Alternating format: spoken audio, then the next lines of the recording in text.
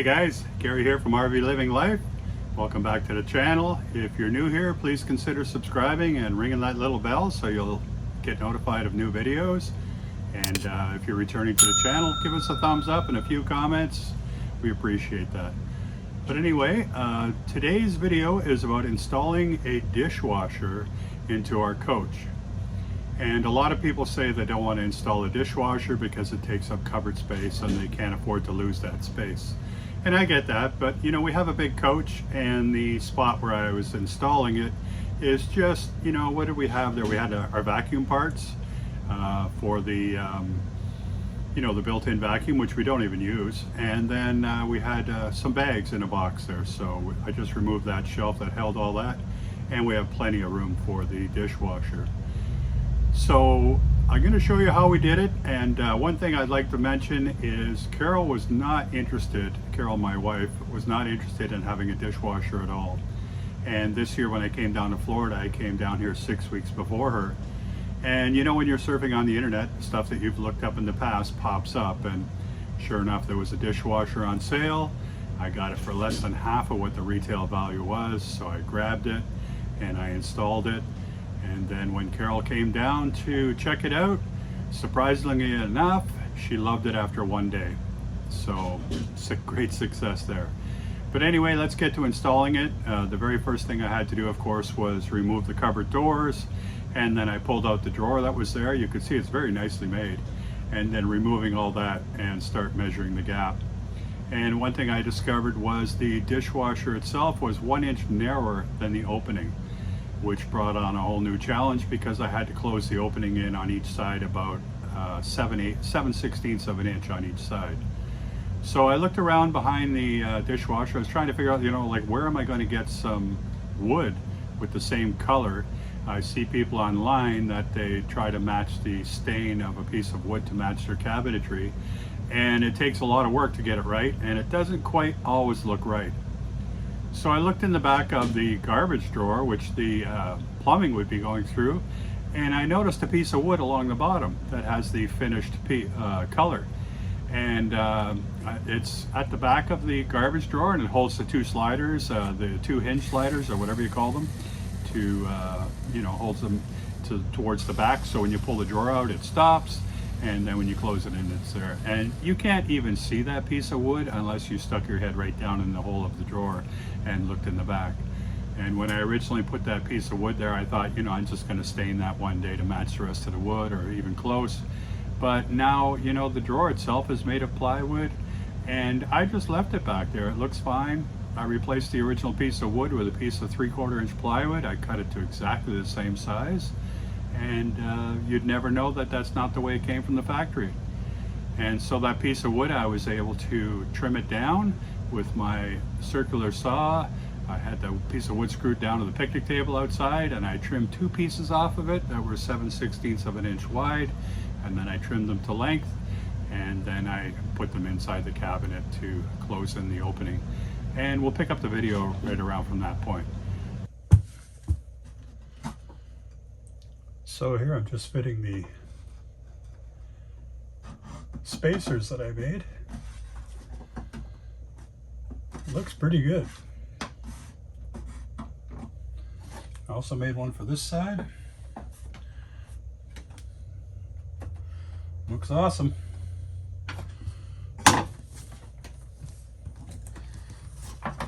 I don't want to split any wood, so I'm going to do some pre-drilling.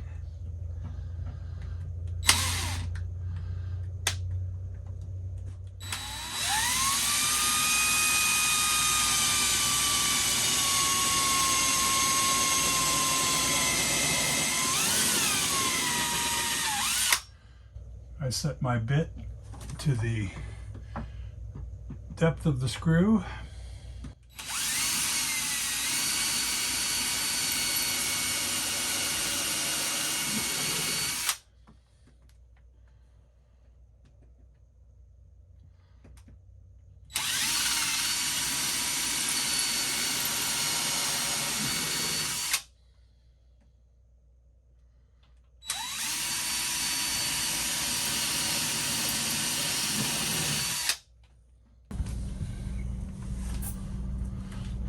put a little countersink on there.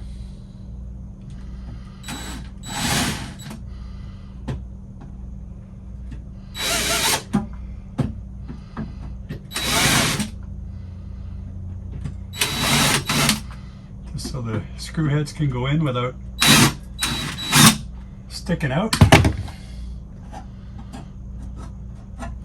Should work nicely.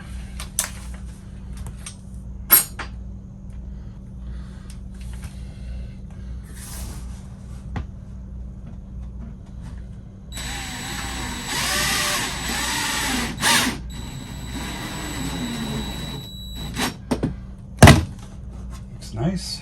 I'm going to push that in a little more with a hand screwdriver. You know, when it comes to cabinetry, I like doing the final tightening by hand so you don't split anything.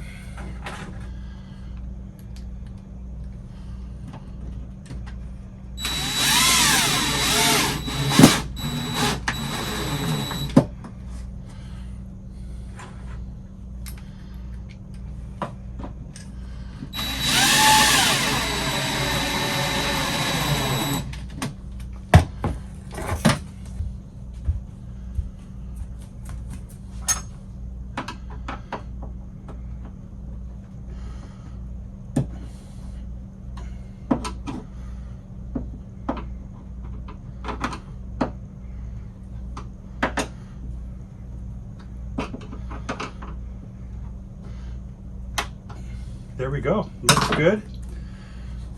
Looks like a pretty good edge. That was ding there before I even started. So that is the rougher edge of the two.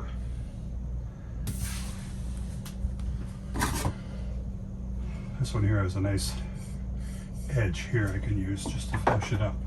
So considering the majority of the people will see this from the front, I'm going to put this one on this side, which is the front of the coach.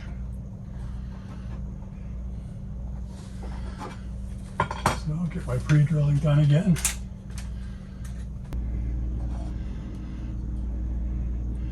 Putting the finished edge to this side. You know, you'd think I'd put it there so it'd look nice on this side, but that doesn't matter. That's where the dishwasher will be. I want it on this side so I get a nice clean edge here.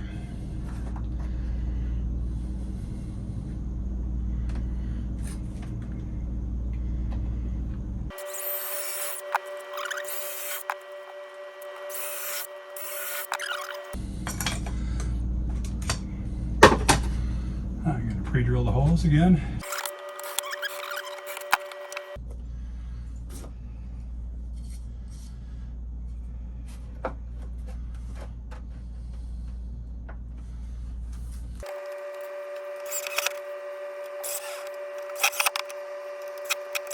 I'm not really happy with it. See, here it's flush and here it's in a bit. I'm going to change that.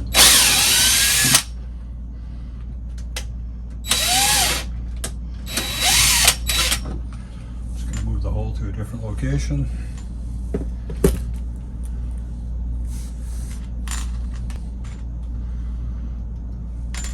I want the front to be flush like that, so I'll just put it.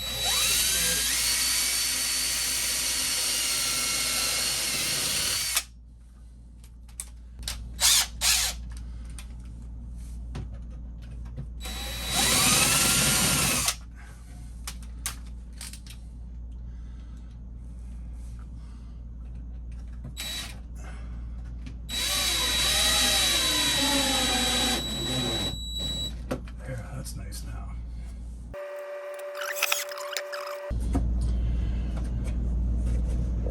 So now I got to mount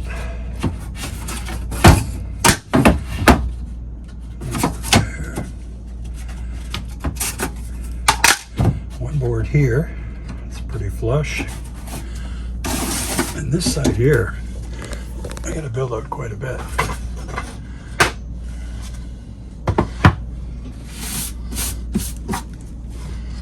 So this side's going to take 3/4 inch, another 3/4 inch.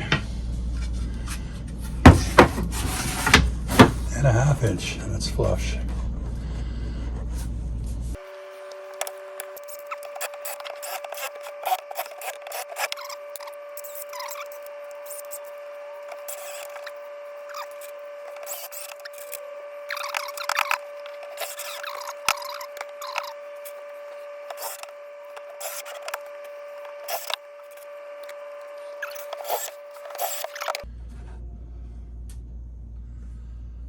Okay, now I gotta hold this side in nice and tight.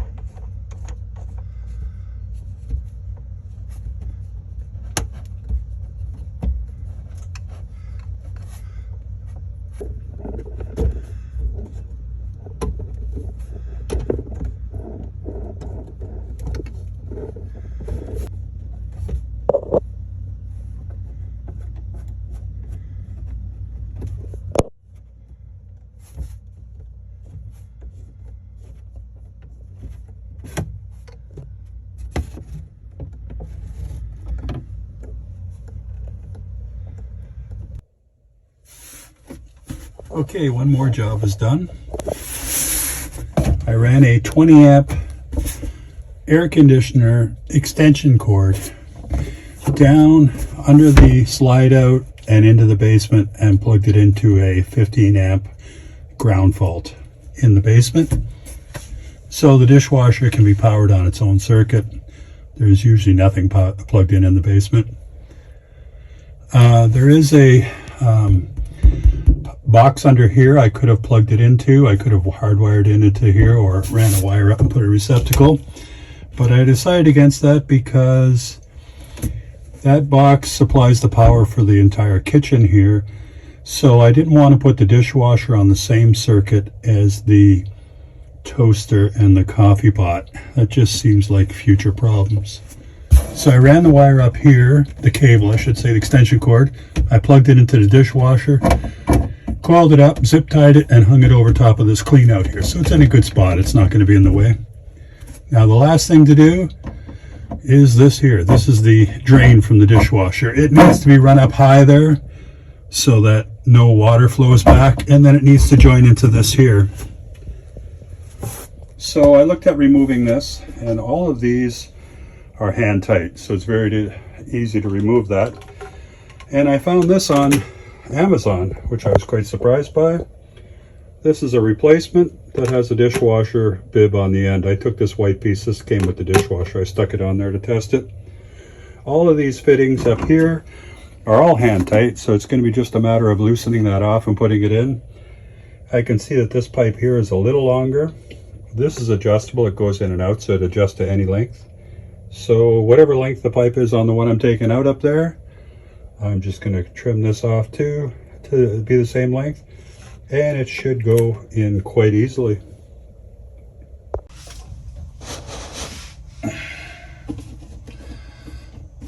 Okay, we'll start with the P-trap.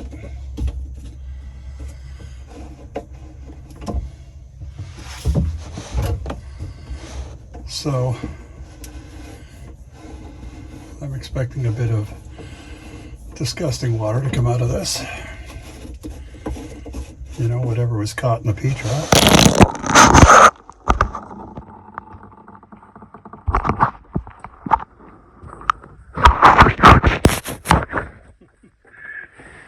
Didn't expect it to go right on my phone though, but move that over a little bit.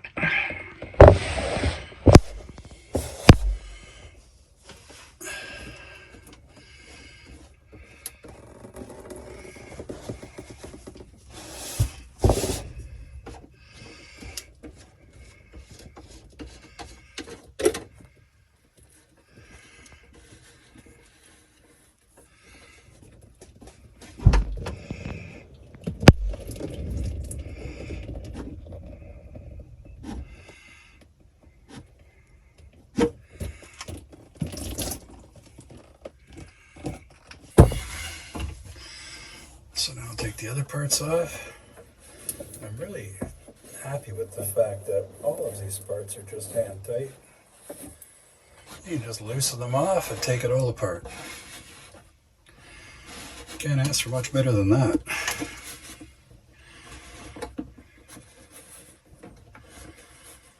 And I can see the length was cut here, so I'll be cutting mine a little shorter. Easy as that, it comes apart.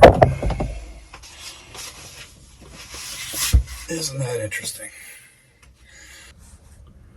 So there's the new and the old pieces together. I'm going to cut about this much off of it. I'm going to take it outside and cut that off. Whatever this length is on the old one, I'm going to match on the new one. And then it should all just go right back together. I love the way this is made.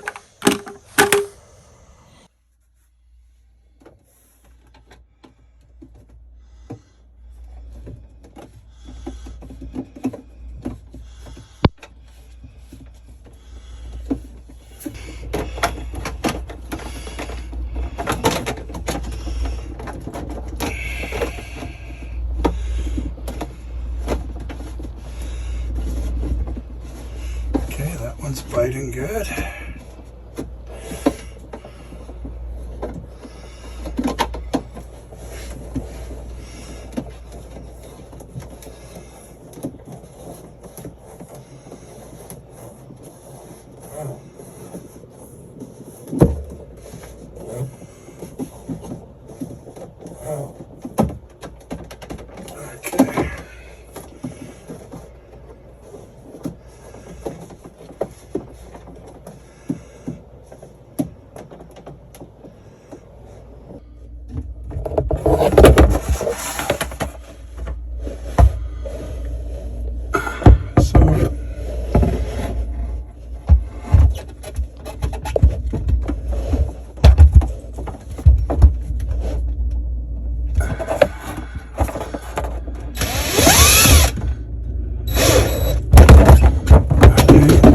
Another screw to put in the top.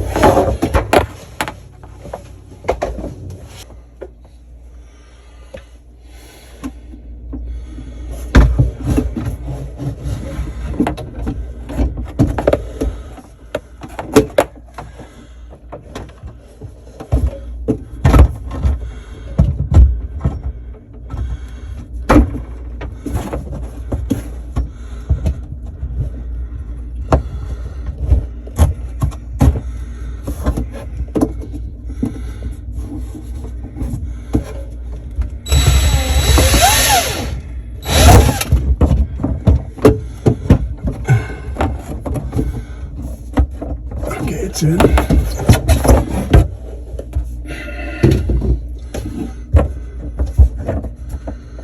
It's not in all the way. I'm going to get the hand screwdriver.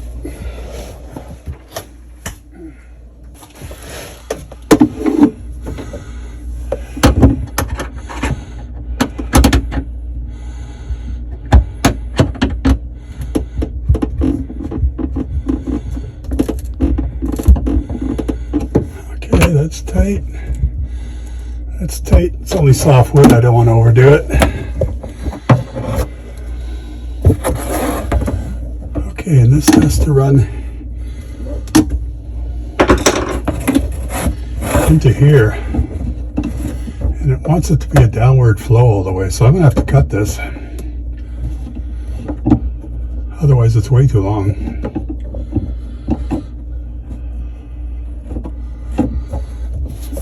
I get a knife.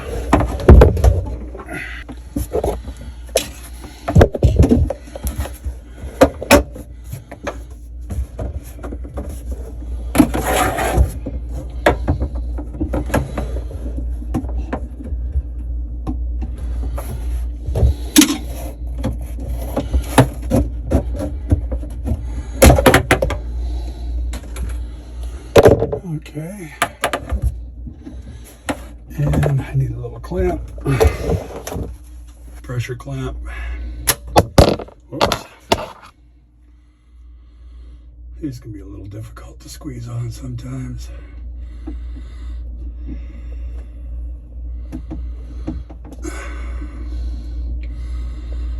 Okay, I see there's a slight groove in this here, so I assume it wants it to go up at least to there.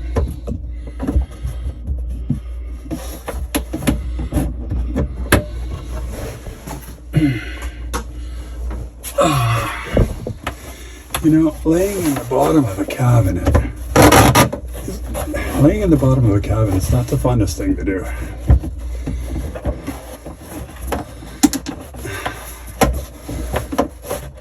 Okay, it's in there a long way. So now I'll put the pressure clamp down. Now, this is not a high pressure line. It's just a drain hose. It just pours the water out. Now, this is looped up. So I want to just go like that a bit. So I have a downward flow. And that looks good. Yeah, that looks good. So we're clamped on here. We got a pressure clamp here. We go up into the loop there. It says to stretch it right out like that. Attaches to the wall and then push it right up so as high as it can go. And it comes right up from the base of the dishwasher. So it's coming up at an upward flow and then down into the drain. Perfect. Okay guys, I guess that's the end of the video. I can say in using the dishwasher, it's great. It does a great job at cleaning everything. The settings for Eco, At one point I had the drain hose going into the sink so I could measure how much water was coming out. Our sinks are small, it's an RV sink, and they're 6 inches deep.